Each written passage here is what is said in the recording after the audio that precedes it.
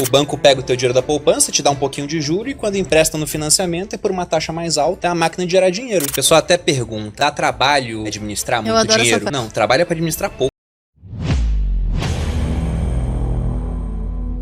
Aqui no Brasil, o pessoal tem muito essa mentalidade de comprar imóvel e isso é uma herança de uma época hiperinflacionária. Então a minha avó, por exemplo, ela falou, desde que eu sou pequenininho, ó, investimento é comprar tijolo, é comprar imóvel, quem compra terra não erra. Porque de 54 a 94 foi o ano que começou o Plano Real, a gente teve 40 anos seguidos de inflação de no mínimo 2 dígitos, às vezes 3, às vezes 4 dígitos. E o imóvel, ele tem uma correção pela inflação. Então as coisas vão ficando mais caras, ele vai ficando mais caro também. Muito do que a gente chama de valorização imobiliária é só a inflação, que tá fazendo o preço de tudo subir no final das contas. Então o imóvel acaba sendo uma proteção para isso. Mas agora a dúvida, compra ou não compra imóvel, depende muito de quanto patrimônio a pessoa tem e da fase da vida que ele está.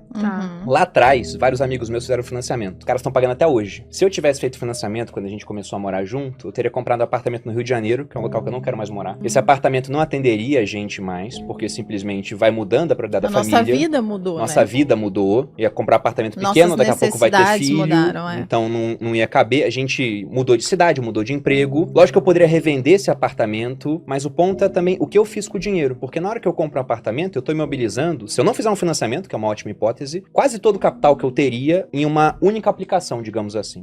Tudo bem que eu deixo de gastar com aluguel, mas eu tô concentrando muito risco. Deu exemplo, você tem um vizinho mala, mas tem gente que compra um apartamento e um prédio que depois tem um defeito estrutural, por exemplo. E o cara colocou todo o patrimônio dele lá. Isso sem considerar financiamento, em um país de juros muito altos. E o ponto é que a gente não quis comprar para investir o dinheiro. E foi ótimo. Foi uma das melhores sacadas que a gente teve na vida. E até você perguntou, agora não tá valendo a pena comprar, né? E na minha visão, depende muito, porque hoje tá ridiculamente fácil, e eu não sou uma pessoa que usa esse tipo de jargão no mundo financeiro, mas é porque tá muito fácil você ganhar 1% ao mês. A gente tá na taxa de juros que tá em 12,75%. Isso é 1% ao mês para você investir na renda fixa mais conservadora que existe aqui no Brasil e emprestar dinheiro pro governo. Isso quer dizer que se você investe, só deixando, simplificando pra galera que não entende nada, se você investe 500 mil, você ganha 5 mil por mês. Se você tirar, você segue ganhando 5 mil por mês. Então, aí, é uma coisa que não acontecia nos últimos... Desde 2015. E aí tem um ponto bem interessante. Se uma pessoa compra, ela tem 500 mil, pode investir pra ganhar 5 mil ao mês. Ou ela pode comprar um imóvel pra alugar pra você. Quanto que é o aluguel de apartamento de 500 mil? Não é 5 mil. Muito menos. Eu tenho amigos que moram no mesmo condomínio que a gente, de aluguel. E pagam uma nota de aluguel. A Malu sempre fica assim, meu Deus, é muito dinheiro pra pagar de aluguel.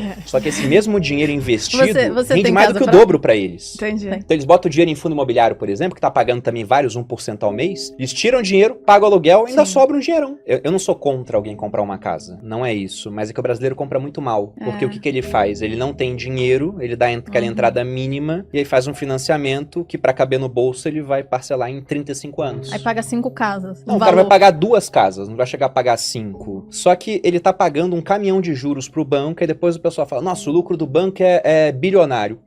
Porque o banco pega o teu dinheiro da poupança, te dá um pouquinho de juro e quando empresta no financiamento é por uma taxa mais alta, ou no empréstimo pessoal por uma taxa mais alta ainda, o cheque especial uma taxa mais alta ainda, então é uma máquina de gerar dinheiro. E quem alimenta isso é o brasileiro, porque ele tá sendo educado para fazer dívida. Ter um financiamento no Brasil é o comum, mas eu não diria que é o normal, não com uma taxa de juros tão alta quanto a gente tem. Seria muito melhor no começo da vida, aquele casal que acabou de casar, morar de aluguel, até porque eles estão numa cidade, daqui a 2 anos estão em outra, eles vão investindo, vão construindo patrimônio e aí um dia eles compram a casa dele. Se quiserem, porque às vezes eles podem aprender a investir tão bem que não precisa. Deixa o dinheiro lá rendendo mais. Com 10 anos de idade, meus pais separaram, fui morar com a minha mãe no Rio de Janeiro, e a minha mãe entrava e saía de uma casa igual troca de roupa.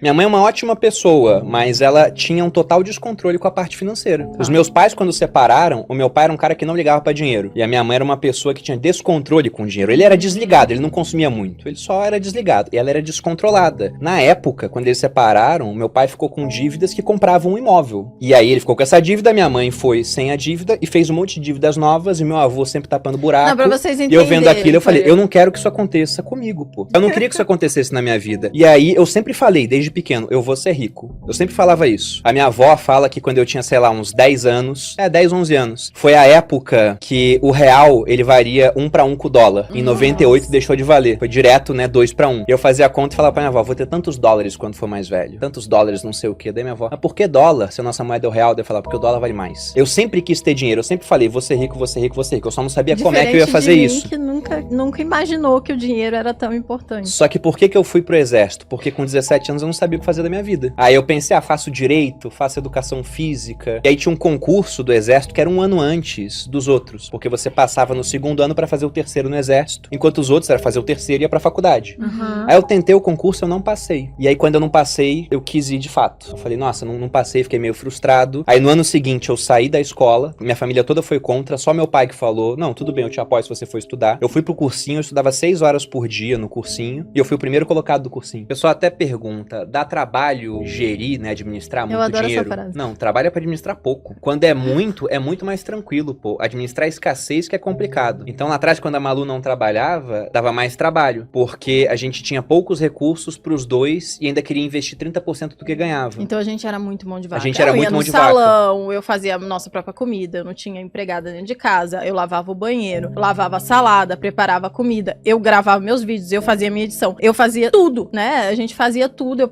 lavava a nossa roupa, passava a roupa. Então era tudo internalizado, né? A gente não delegava nada. Tem até um ponto interessante, né? Nessa época, já no final, assim, da minha carreira como militar, eu ganhava uns 10 mil. E a gente investia 3, sobrava 7, pagava as contas, não sei o que, e depois dividia uma parte pra consumo. A Malu podia consumir R$1.500. Ela nunca gastou os R$1.500, todos. Ela sempre gastava menos. Só que, se eu for pegar 1.500 de 10 mil, é 15% da renda que ela podia gastar. Então hoje ela fala, hoje eu era muito mão de vaca, hoje eu não sou. Hoje ela gasta muito menos de 15% da renda que ela faz. Gasta quase nada. Mesmo que ela compre as coisas caras, porque a gente aumentou exponencialmente a renda no final das contas.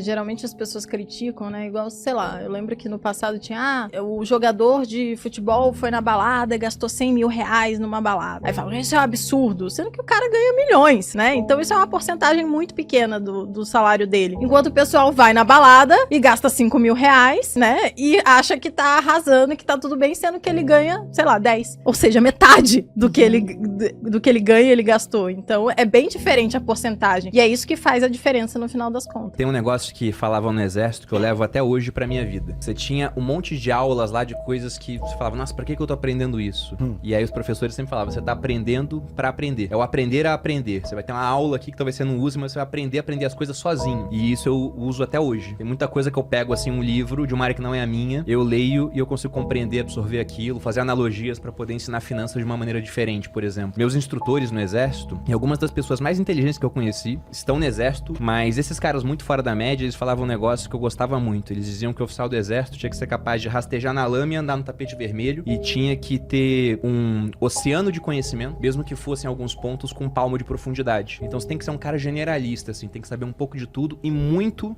de algumas coisas específicas. Por que ser rico, né? Não é essa questão de você poder ir em restaurante caro e não olhar o menu, viajar pra onde quiser, de primeira classe, de executiva, ter um carrão, ter uma baita de uma casa, né? Olhar tua conta bancária e parecer um CPF, não é isso. Tudo isso é legal? Lógico que isso é legal, mas o que me motivava é eu chegar pra minha mãe e falar, olha, eu vou comprar um apartamento, mora lá. Pra minha sogra eu fiz a mesma coisa, pro meu sogro. Foi pagar o financiamento do meu pai e acabar com dívidas que ele tinha. Foi pegar a minha irmã, que era uma excelente profissional na área do direito e que tava esperando há 2 anos pra ser chamada pra um concurso público e ela não seria chamada. Chegar pra ela que tava em Palmas e falar, vem pra São Paulo, trabalha comigo. Começa a arrematar imóvel de leilão, a gente cria um negócio junto. E agora ela tá milionária também. Ou, como aconteceu agora na pandemia, o meu cunhado, ele pegou Covid. Meu cunhado tem a minha idade, fez academia militar comigo, né? E ele ficou muito mal. Chegou a ser entubado. Ele tem um plano de saúde do Exército e no Rio de Janeiro dá direito aos hospitais do Exército. O pessoal se esforça tudo, mas não é uma estrutura igual de um hospital particular. E a minha esposa tava em prantos, assim, né? Ela falou, e agora, o que a gente faz? Eu falei, leva ele pra um particular. Ela falou, mas se ficar muito caro, se ele ficar internado 30 dias, né? Fiz a conta e falei, não, se ficar 30 dias a gente aguenta. E se ficar mais? Eu falei, a gente trabalha mais. Então isso que